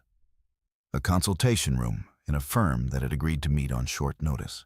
Across from him, a lawyer reviewed the documents Margaret had filed. The man did not rush. He did not react. He read, then set the papers down. "This is structured," he said. Xavier leaned forward. "It's exaggerated," he replied. "It's being taken out of context." The lawyer did not disagree. He did not agree. What matters, he said, is not how you describe it. It's how it's documented. Xavier's jaw tightened. It was one moment. The lawyer nodded slightly. That may be your position, he said. But there is a recording. There are witnesses. There is a medical record. Each piece repeated. Not louder, but clearer. Xavier leaned back. So, what are my options? The lawyer folded his hands. You respond, he said, carefully. You do not contradict what can be verified. Xavier exhaled. And the company. The lawyer glanced at the documents again. That's separate, he said, but connected. Xavier frowned. How? The lawyer met his gaze. Because your conduct affects how your actions are interpreted elsewhere, he said. Especially where access and intent intersect. The same structure, different room, same conclusion. Xavier looked away. For the first time, there was no immediate argument. Only the recognition that the path forward would not be shaped by what he wanted to say, but by what had already been set in motion. That night, Julia sat near the window. The street outside remained quiet, unchanged. Her hand rested lightly over her stomach. The movement there was steady now, consistent. She noted it, as she noted everything. On the table beside her, the documents from earlier lay untouched. They did not need to be reviewed again. They had already done their work. What remained would not depend on repetition. Only continuation. Julia leaned back slightly, her posture relaxed, but not unguarded. The house was silent, not empty, just clear, because what had once been uncertain had now been defined. Not through confrontation, not through emotion, but through sequence, through record, through the quiet refusal to let a moment be reduced to something smaller than it was. Julia closed her eyes briefly, then opened them again. Nothing about what came next required urgency, only consistency. And consistency, once established, does not break easily. It holds. It moves forward, exactly as it was designed to. By Wednesday, the responses had begun to arrive. Not loudly, not in ways that drew attention beyond the necessary channels, but each document, each notice, each acknowledgement carried the same underlying shift that had started in the boardroom. Everything was now moving within structure. Julia reviewed the first response at her dining table early that morning. The envelope had been delivered by hand, the timing precise, the method intentional. Inside, the language was careful. No admission, no escalation, only a formal reply that acknowledged receipt of the filings and requested additional time for review. Julia read it once, then set it aside, because it did not change the direction of anything. Across from her, her phone lit up briefly. Victor. She answered. The audit has expanded, he said. There are more connections than we initially identified. Julia leaned back slightly in her chair. Scope, she asked. Indirect accounts, Victor replied. Patterns that suggest coordination rather than isolated decisions. Julia absorbed that. Document everything she said. No assumptions, of course. A pause. Harold has been cooperating, Victor added. Julia did not react outwardly. In what way he's provided internal context, Victor said. Process access points, nothing defensive. Julia nodded once. Understood. The call ended. She remained seated for a moment longer, her hand resting lightly against the table. Not surprised, just noting. At the Bennett house, the atmosphere had shifted in a way that could not be reversed. Diane moved through the kitchen, slowly, her usual routines interrupted by pauses she did not acknowledge. The familiarity of the space no longer provided the same sense of control. Harold sat in the living room, a folder open in front of him. He had not gone to work that morning, not because he had been told not to, but because the structure of his role no longer felt as stable as it had days before. Diane stopped in the doorway. "They contacted you again?" she asked. Harold didn't look up immediately. "Yes. And they asked for clarification on several procedures," he said. "Nothing outside of what I already know." Diane stepped further into the room. "You gave it to them." It was not a question. Harold looked at her then. "I gave them what was accurate." Diane's expression tightened. "That's not the same as protecting your son." Harold held her gaze. "No," he said, "it isn't." The words settled between them. Not as conflict, as definition. Diane turned away first, because she understood even if she did not agree. Xavier received the second notice just after noon. He was sitting in the same consultation room as before, though the chair felt different now, less stable, less anchored. His lawyer placed the document in front of him. "They're moving forward," he said. Xavier didn't reach for it immediately, with what he asked. "Formal review," the lawyer replied, "and continuation of the protective order." Xavier leaned forward slowly, taking the paper at last. "They don't have enough for that," he said. The lawyer did not respond right away. Instead, he waited until Xavier finished reading. "They have enough to proceed," he said. "Whether it holds long-term is a separate question." Xavier exhaled, setting the document down. "This is being pushed too far," he said. The lawyer folded his hands. "It's being followed through," he corrected. A subtle distinction, but one that mattered. Xavier looked at him. "So what do I do?" The lawyer's answer was immediate. "You stop trying to control the narrative," he said, "and you focus on what can actually be addressed." Xavier's jaw tightened. "And that is the facts," the lawyer replied. "Not your interpretation of them." The room fell quiet, not empty, just clear, because there was no version of events left that could be reshaped through repetition, only what had already been recorded. That evening, Julia received a message she had anticipated. Diane. The name appeared on her phone without urgency. Julia looked at it for a moment, then answered. "Julia," Diane said. Her voice carried a different tone now, less certain, less structured. "We need to talk." Julia stood near the window, her posture relaxed. "We already have," she said. "This is different," Diane replied. "This is personal." Julia did not respond immediately. Diane continued. "I didn't understand," she said. "What was happening? What you were dealing with?" Julia listened, without interruption. "I should have said something," Diane added. "That night." A pause. "I didn't." The admission remained in the space between them. Not heavy, just present. Julia's voice, when it came, was unchanged. "You're right," she said. Diane's breath caught slightly. "I'm trying to fix this," she said. Julia looked out the window. The street remained quiet, unchanged. "This isn't something you fix," she said. Diane fell silent, because she understood. Not completely, but enough. "What happens now?" she asked. Julia's answer was simple. "It continues. No elaboration, no reassurance, just the truth of the process already in motion."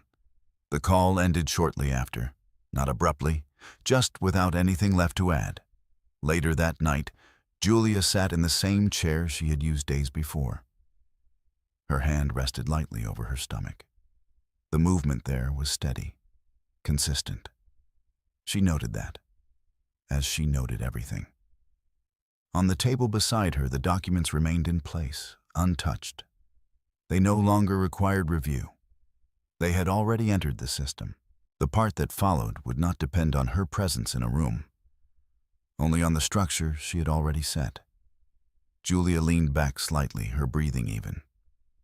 There was no sense of victory, no release, because nothing about this had been constructed for that purpose. It had been constructed for clarity, and clarity, once established, does not produce satisfaction. It produces direction. Across the city, the same direction was being followed in different rooms, by different people, each step aligned with the last, each action supported by record, each response contained within the structure that had been built long before the moment that exposed it. Julia closed her eyes briefly, then opened them again. Everything that needed to be seen had been seen. Everything that needed to be recorded had been recorded. What remained would not change that. It would only confirm it, and confirmation, once it begins, does not require force. Only time. The final hearing was scheduled for a Thursday morning. No media, no spectators beyond those required. The courtroom held the same restrained order as every other room that had carried this process forward, structured, quiet, and resistant to anything that did not belong to the record. Julia arrived early, not to prepare, but to remain consistent with everything that had come before. Margaret Collins sat beside her, reviewing the last set of documents. The file was complete, not expanded, not embellished. Every page served a purpose. Across the aisle, Xavier entered with his attorney. He did not look at Julia immediately. He took his seat, adjusted his posture, and focused on the table in front of him. The movement was deliberate, controlled in an attempt to restore a sense of balance that had been steadily removed over the past days. When he finally looked up, Julia met his gaze. Not with hostility, not with relief, only recognition. The judge entered shortly after. The proceedings began without delay. Margaret spoke first. Her voice remained measured, her language precise. She did not raise the tone. She did not introduce anything new. She did not need to. She outlined the sequence. The incident. The recorded evidence. The medical documentation. The internal findings from the company review. The financial records tied to Xavier's actions, each point aligned with the last. No deviation. No emphasis beyond clarity. Xavier's attorney followed. His approach was equally structured. He did not deny the existence of the recording. He did not dispute the medical report. Instead, he framed the incident as isolated. A moment. An error. He emphasized lack of intent. He questioned escalation. He suggested that what had been presented was disproportionate to what had occurred. The argument was not without structure, but it lacked something the other side had: continuity. When it ended, the room returned to stillness. The judge reviewed the documents in front of him, turning pages slowly, not for effect, but for confirmation. Then he looked up. The court does not evaluate isolated statements, he said. It evaluates sequence. The word held. Sequence. It had been present from the beginning, not spoken in this room, but built into everything that had led here. The incident itself is not being considered in isolation, the judge continued. It is supported by recorded evidence, corroborated by witness presence, and aligned with medical documentation. A pause. He turned a page. In addition, he said there are financial and behavioral elements that intersect with questions of judgment and access. The structure expanded. Not dramatically, just enough. The judge placed the file down. The request for continued protective measures is granted, he said. No reaction followed immediately. Not relief, not resistance. Just acknowledgement. The words had already been expected. The court will also allow the internal review findings to proceed within their respective channels, he added. A formal recognition of everything that had been built outside the courtroom. Xavier did not speak. He remained still, his hands resting on the table, because there was nothing left to interrupt, nothing left to reframe. The process had reached its conclusion not through a single statement, but through accumulation. Margaret inclined her head slightly. Thank you, Your Honor. The hearing ended without further discussion. No closing remarks, no final exchanges. Only the quiet movement of people standing, gathering documents, exiting in the same measured order they had entered. Outside the courthouse, the day continued as it always did. Traffic moved, voices carried. Nothing in the air reflected what had just been decided inside. Julia stepped onto the pavement slowly. Margaret walked beside her. "It's complete," Margaret said. Julia nodded. "Yes." They stood for a moment without speaking, not because there was nothing to say, but because nothing needed to be added. Margaret looked at her. "You handled this exactly as it needed to be handled," she said. Julia did not respond immediately. "Then it was handled," she said. The distinction remained. Margaret understood it. "I'll finalize the remaining filings," she said. "After that, everything moves into maintenance." Julia inclined her head slightly. "Thank you." Margaret gave a small nod, then turned and walked toward her car. Xavier exited the building on the opposite side. He did not look toward Julia. He did not look toward anyone. He walked with the same controlled pace he had maintained throughout the hearing. But the control no longer carried direction, only habit. His attorney spoke briefly beside him, outlining next steps, possible responses, adjustments that could still be made within the remaining framework. Xavier listened, but not fully, because for the first time, the structure around him did not respond to his input. It continued without it. He reached his car and stopped. For a moment, he stood there. Then he got in and left. That afternoon, Julia returned to the office. Not for a meeting, not for a statement, just to complete what remained. Victor met her in the hallway. "The audit is closing its initial phase," he said. "Findings are consistent." Julia nodded. "Proceed to the next stage," she said. Victor inclined his head. "It's already in motion." They did not speak further.